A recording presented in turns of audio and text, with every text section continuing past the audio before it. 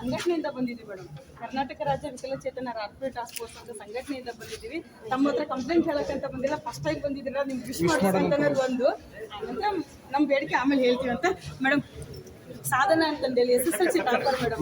Madam SSLC topper, government ಸ್ಕೂಲಲ್ಲಿ SSLC topper ಅವರು. ಹೌದಾ ಸಾಧನ? ಅವಳು 23 ಇಯರ್ಸ್ ಮೇಡಮ್, ಇವರು 25 ಇಯರ್ಸ್. ಮಾನಸ ಟ್ರಸ್ಟ್ ಮಾಡ್ಕೊಂಡಿದ್ದೀವಿ. ಮಾನಸ ಸಾಧನ ಸಾಧನೆ ಮಾಡಿದ್ದಾರೆ. ಸಾಧನೆ ಮಾಡಿದ್ದಾರೆ. ದಾವಣಗೆರೆ SP ಆಗ್ಬೇಕು ಅಂತ ಆಸೆ ಪಟ್ಟಿದ್ದು ನಮ್ಮ ವಿಷನ್ ಸರ್ ಇದ್ದಾಗೆ ಅವಳಿಗೆ SP ಮಾಡಿ 1 hour ಅವಳಿಗೆ SP ಸೀಟ್ ಬಿಟ್ಟು ಕೊಟ್ಟಿದ್ರು ಮೇಡಮ್. ಅವ್ರ ಆಸೆಗಳನ್ನೆಲ್ಲ ಈಡೇರಿಸಿದೀವಿ. ನಿಮ್ಮನ್ನು ನೋಡ್ಬೇಕಂತ ಆಸೆನೇ ಗೊತ್ತು. ನಾನು ಗೊತ್ತಾ? ನೋಡಿಲ್ಲ. ಇನ್ಸ್ಟಾಗ್ರಾಮ್ ನ ಫಾಲೋ ಮಾಡಿ ಮೇಡಮ್.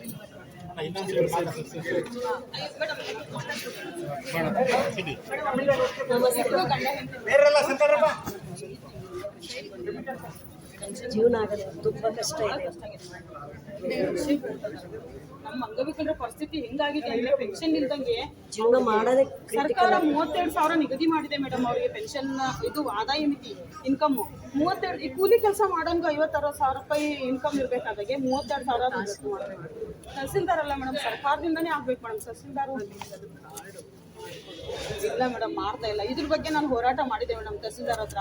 ನಿನ್ನೆ ಮೊದಲು ಕೂಡ ಫ್ರೀಡಮ್ ಪಾರ್ಕ್ ಅಲ್ಲಿ ನಮ್ಗೆ ಈಗ ಏನಾಗಬೇಕು ಹೇಳ್ರಿ, ನಾನು ಅದು ಮಾಡಿಸ್ತೇನೆ. ಫಿಶ್ ಬೇಡ ಕೆಲಸ ಅವ್ರಿಗೆ ಪೆನ್ಷನ್ ಇದಾಗ್ಬೇಕು ಮೇಡಮ್ ಎಲ್ಲರಿಗೂ. ಇಲ್ಲ ಅವ್ರ ನಾಯಕರು ಒಂದ್ ನಿಮಿಷ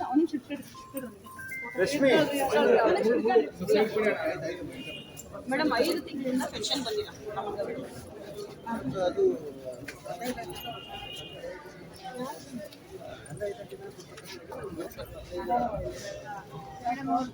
ಪೆನ್ಷನ್ ಇಲ್ಲ, ಅವರೆಲ್ಲ VA ಜವಾಬ್ದಾರಿ ಕೊಟ್ಟಿದ್ದಾರೆ ಸರ್ ಮೇಡಮ್.